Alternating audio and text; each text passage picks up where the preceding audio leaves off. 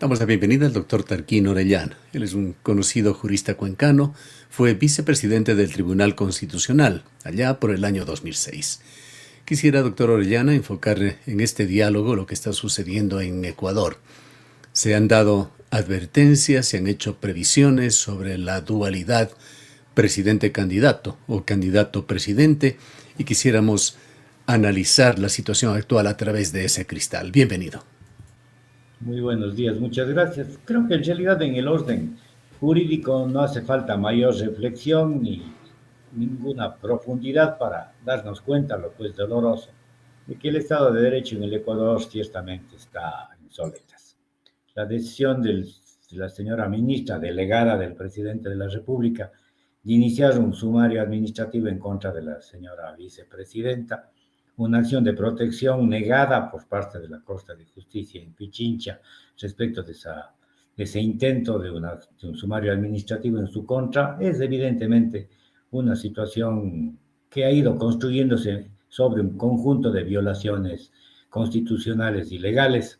El artículo 129 de la Constitución es expreso respecto de cuáles son las causales para los juicios políticos, para las destituciones de presidente y vicepresidente de la República, que desde luego están fuera del control disciplinario del ministro de Estado. No tiene ningún sentido, es contrario a toda razón que la señora ministra pueda tener potestades de control disciplinario sobre la vicepresidenta de la República, que es evidentemente una funcionaria que está para reemplazar al presidente y que, por lo tanto, está sujeta exclusivamente a control político por parte de la Asamblea Nacional.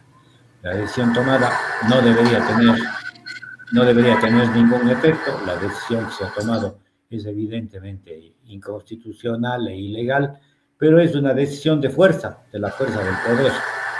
Yo no sé y creo que es importante pensar qué va a hacer este rato la señora vicepresidenta, qué van a hacer las distintas autoridades frente a esta situación que más bien al propio presidente le pone una situación de riesgo político porque está incurriendo en una causal de destitución él mismo, que es la causal de arrogación de funciones.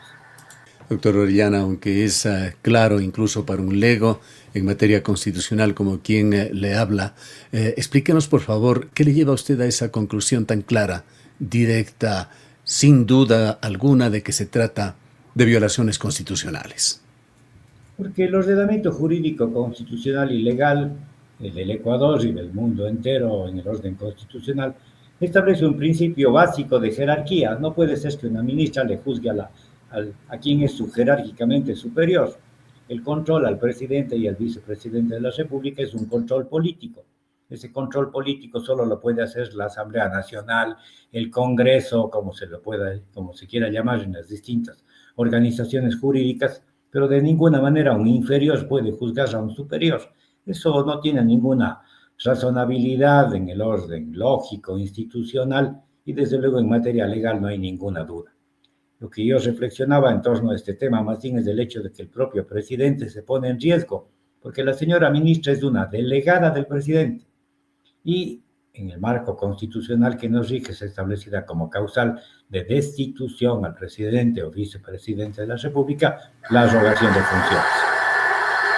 Ruptura del orden constitucional y además un golpe de Estado, es como lo califica la vicepresidenta de la República en una presentación pública en redes sociales del día de ayer.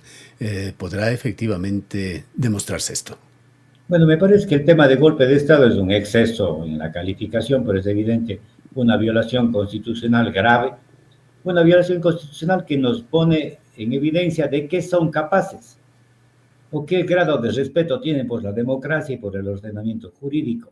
Porque si el señor presidente de la República, candidato a presidente de la República, es capaz de violentar la Constitución por un capricho, una distancia, una polémica, una situación que nunca se ha logrado esclarecer con la señora vicepresidenta, porque ninguno de los dos nos ha contado al Ecuador qué es lo que les distancia tanto.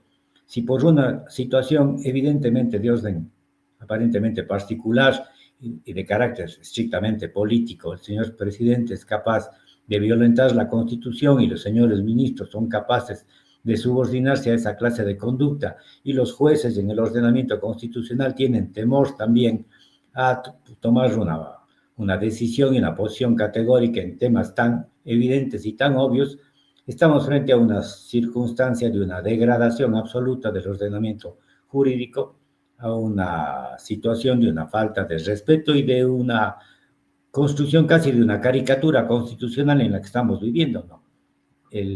La decisión, sin duda alguna, no pasa de ser un doloroso chiste en el orden jurídico, pero de una consecuencia política terrible para el ordenamiento jurídico del país. ¿Qué circunstancias se crean, doctor Orellana? ¿Y qué consecuencias se pueden dar, visto desde dos instancias? Una inmediata, refiriéndonos a las elecciones 2025, y otra mediata, cuando esta situación concreta sobre la vicepresidenta, las decisiones del ministerio y del gobierno de Daniel Noboa, lleguen eventualmente a ser juzgados en tribunales nacionales, fundamentalmente la Corte Constitucional, y tribunales internacionales a los cuales ha dicho la vicepresidenta acudirá. A ver, yo creo que el tema del tiempo es un tema que justamente se está jugando en todo sentido, ¿no? Bajo el supuesto de que los actos administrativos son válidos, salvo que un ordenamiento jurídico, el Tribunal Contencioso Administrativo los declare nulos o se suspendan sus efectos por una acción constitucional. Evidentemente, una acción que seguramente se presentará es una acción de protección, buscando que se declare la violación del derecho fundamental de la señora vicepresidenta en estas circunstancias. Esa situación se tramitará en primera instancia, pasará a segunda instancia y llegará como acción extraordinaria de protección a la Corte Constitucional, y el tiempo seguirá pasando sin soluciones. El juego del tiempo Una medida cautelar se la presentaría a quién, y me pregunto nuevamente, leo en la materia, si es que no hay allí fueros de corte, no tendría que ir directamente a la Suprema. No hay fueros de corte en materia constitucional, directamente se presentaría ante un juez ordinario. Ciertamente se propondría una medida cautelar dentro de una propia acción de protección, pero lo que me temo, después de lo que ya ha ocurrido, es que definitivamente no haya un juez en el país que tenga la suficiente independencia y por lo tanto la suficiente prestancia para decir lo que es obvio, porque evidentemente la decisión del señor presidente de la República y a través de su ministra de Estado es una decisión ilegítima desde todo punto de vista, que pone en riesgo el ordenamiento constitucional del país. ¿Qué va a pasar con el...? Al decir usted que no hay un juez en el país con la suficiente prestancia, personalidad para tomar una decisión, diríamos que correcta en esta materia, es algo muy fuerte lo que está diciendo usted sobre jueces, entiendo que en materia constitucional en general. Yo tengo ese temor porque efectivamente la señora vicepresidenta ya intentó una acción de protección cuando se inició el sumario administrativo y ese intento fue negado. Ahora que hay una decisión definitiva, seguramente volverá a proponerla y los jueces jugarán otra vez, me temo yo, en el ambiente político en el que nos desenvolvemos, si no darle la razón al presidente de la República, demorar la decisión de tal manera que se imponga de todas maneras esta fórmula que se han ideado, esta última decisión en que se ha adoptado, por la cual están dejando a la señora vicepresidenta sin funciones durante 150 días, de tal manera que su condición misma de vicepresidenta prácticamente está eliminada. Tendríamos que concluir que en esta instancia inmediata, llámese elecciones 2025, la cosa está dicha y hecha. Yo tengo la impresión que si la Corte, alguna instancia judicial, los jueces en materia constitucional, pues todos los jueces son y tienen atribuciones en el orden constitucional, o la Corte Constitucional, por la acción que se proponga, no resuelve de manera pronta e inmediata, vamos a tener una situación absolutamente irregular en el proceso electoral. Un proceso electoral que estaría sustentándose con un candidato presidente que no dejaría sus funciones, que encargaría la vicepresidencia a un ministro de Estado y que él mismo seguiría cumpliendo sus funciones de presidente y al mismo tiempo de candidato. Creo que esta Teme usted circunstancia. entonces, doctor Orellana, que esto se convierta en un caso más, una mancha más al tigre en materia de debilidad institucional de Ecuador y de falta de transparencia en la justicia. Definitivamente yo creo que estamos frente a esa circunstancia y estamos un poco, diría yo, descubriendo la personalidad y la proyección que tiene el señor Noboa en su abuso del poder. Y el abuso del poder establecido en su condición de candidato a presidente o de presidentes seguramente nos da muestras claras de que nomás son capaces, de que pueden ser capaces, porque de que son incapaces para gobernar está claro. Vayamos al otro escenario, al escenario inmediato, una vez que haya pasado los filtros de tribunales nacionales e internacionales de esta situación. Yo creo que en el orden inmediato la declaratoria de ilegitimidad de la decisión del presidente de la República en un tribunal contencioso o la declaratoria de la Corte Constitucional vía una acción extraordinaria de protección de la ilegitimidad de la actuación no va a tener otras consecuencias que no sean tal vez en el orden civil indemnizatorio, pero en cuanto al ordenamiento jurídico no veo que tenga proyecciones mayores si es que las cosas se dejan pasar y no son resueltas de manera oportuna, si la justicia no actúa de manera oportuna, si los jueces no son oportunos en las decisiones, sin duda alguna la justicia también termina siendo una especie de remedio respecto a lo que es su obligación hacerlo. Bien, vayamos al caso Topic, que es otro caso que ha llamado la atención este fin de semana, este domingo, en horas de la noche, el Tribunal Contencioso Electoral decidió dejarlo afuera. Esto no sorprendería o no llamaría mayores dudas si es que no hubiese sido este tema antecedido de rumores. Personalmente lo hemos escuchado desde hace varias semanas en el sentido de que el Tribunal Constitucional actuaría de esta manera. Además, se han filtrado borradores con antelación de lo que sería esta sentencia. Es evidente que lo que ha hecho el Tribunal Contencioso Electoral también ha venido expresando y expresándose situaciones y condiciones que le han quitado y restado credibilidad.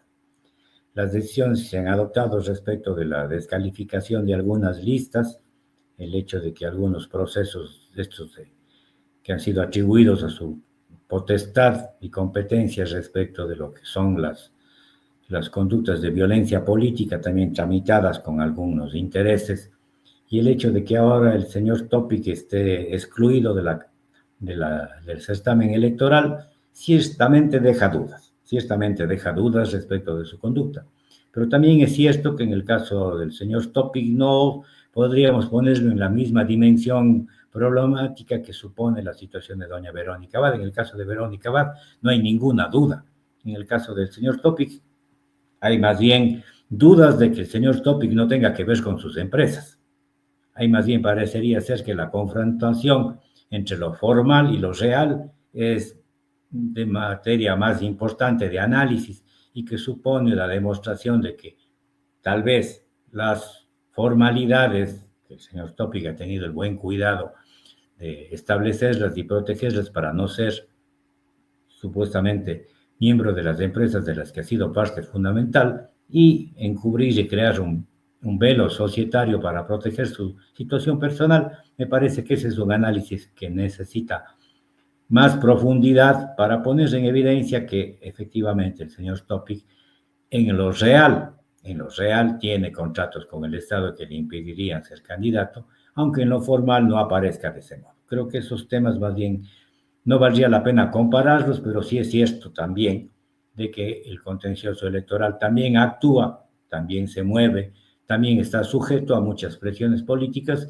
y que sus decisiones son, desgraciadamente, como ocurre en la mayoría de los casos de la actuación que tiene vecindad política, una presencia de presión política y una sujeción a situaciones que precisamente lo que estamos comentando y lo que estamos poniendo en duda respecto de la actuación jurídica en general. A más de la institucionalidad, ¿cómo queda la democracia ecuatoriana, particularmente con el tema de la señora vicepresidenta? Yo creo que la democracia ecuatoriana está en riesgo. La democracia ecuatoriana, el Estado constitucional de derechos y justicia, como nos gusta decir, con tantos énfasis y de manera grandilocuente, sin duda nos ha puesto en riesgo y antes llamábamos solamente Estado de Derecho y ya teníamos problemas. Ahora que hemos magnificado los términos, tenemos mayores problemas. La democracia no es un tema de palabras. El derecho no es un tema de tener solamente operadores jurídicos que ejerzan funciones. Hay que creer en la democracia, hay que creer en el derecho efectivamente como un sistema que está sujeto a riesgos, pero que es un sistema que nos protege. Y si ese sistema que tiene la obligación y la razón de ser para protegernos a los ciudadanos deja de funcionar, sin duda alguna, el remedio de democracia, la caricatura de democracia puede ser peor que una dictadura.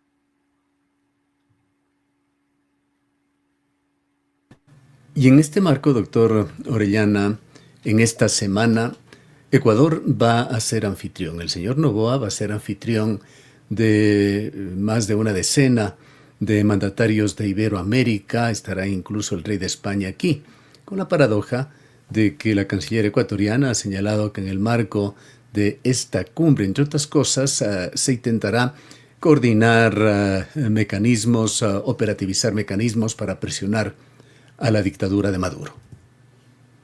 Mire, yo creo que el señor Noboa va restándose credibilidad a sí mismo y el propio gobierno del Ecuador para ser un juez o para ser un acusador respecto de conductas antidemocráticas. Las decisiones que se están tomando en el país le restan credibilidad a la representación que el señor presidente pueda hacer y que descubre otra cosa que es más peligrosa y que justamente tiene que ver con esta democracia en decadencia o este simulacro de democracia que nos estamos acostumbrando a representar. En el país hemos vivido, y no es una novedad, ciertamente el proceso de degradación democrática. Yo creería que desde el año 2010, 2011, con esta decisión de meterle la mano a la justicia, el proceso de decadencia de la democracia en el país es evidente. Con altibajos, sin duda alguna, que también hay que reconocerlos, pero evidentemente el modelo democrático del país está en ruinas, diría yo, y de tal manera que efectivamente el hecho de que en la cumbre iberoamericana queremos aparecer como los mayores demócratas, sin duda alguna, será motivo de por lo menos algunos chistes y comentarios de corrillo que los propios presidentes podrán tener respecto de la conducta de quienes acusan. Y seguramente si el tema alcanza alguna resonancia internacional, otros que también se pretenden demócratas y que no lo son, como pasa en el gobierno de México, que tiene algunas expresiones autoritarias y que está también en un proceso de reformas constitucionales que no ha logrado atravesar la Corte Suprema de Justicia en ese país, efectivamente ponen en evidencia que los modelos autoritarios, para ponerlo otra vez a Trump también en medio del concierto internacional, los modelos autoritarios, independientemente de los colores, de derecha o izquierda, son los que se van imponiendo en el mundo y la democracia es la que está sufriendo efectivamente su propia capacidad de respuesta frente a esos modelos. Finalmente, doctor Orellana, ¿cómo ve usted el momento coyuntural de Ecuador con estos temas que hemos tratado, con los apagones que están causando serios estragos en la economía, en la sociedad en general desde diversos puntos de vista y con una campaña, un proceso electoral en marcha? Bueno, yo creo que estamos en tono de pasillo, ¿no? Sombras nada más. Y de alguna manera vamos a estar por algún tiempo en esa situación y sin duda alguna es el momento para una reflexión urgente, decisiva. El Ecuador necesita administradores serios. El Ecuador necesita administradores responsables. El Ecuador necesita administradores que conozcan y el Ecuador necesita verdad. Necesita la verdad para crecer, necesita la verdad para enfrentar la problemática, necesita la verdad para construir país. El país está poniéndose en riesgo en su propio futuro, la propia posibilidad de país, yo creo que está en riesgo del modo como lo estamos conduciendo. La clase política del país es la clase responsable de lo que le está pasando al país, en todos los niveles. Yo creo que ahí hay distintas diferencias de hacer una reflexión general sobre las responsabilidades políticas en el país. Bien, muchísimas gracias, doctor Orellana. Con las disculpas, tenemos por allí alguna interferencia que sale de algún lado en estos tiempos extraños donde ni la tecnología funciona bien, pero le hemos podido escuchar muy claramente, razón por la que le agradecemos. A usted muy buenos días, muchas gracias. Declaraciones del doctor Tarquín Orellana. Él fue vicepresidente del Tribunal Constitucional.